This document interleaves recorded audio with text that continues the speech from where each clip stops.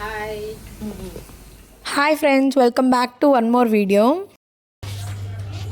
నన్ను పెట్టండి చెప్తున్నాను. నేను ఎందుకు పెడతాను చెప్పు. నేను మా పెదమ్మ వాళ్ళు అయితే లడ్డు చేస్తున్నారు.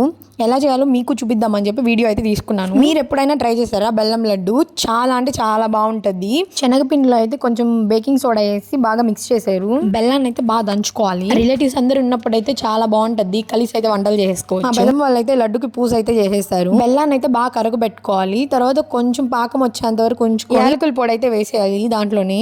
తర్వాత దించేసుకొని పూస అయితే వేసేసుకోవాలి. పూసని పాకంలో వేసి మిక్స్ చేయడమే ఒక పెద్ద టాస్క్ అనమాట. దాన్ని మళ్ళీ దంచుకోవాలి లైట్ గా.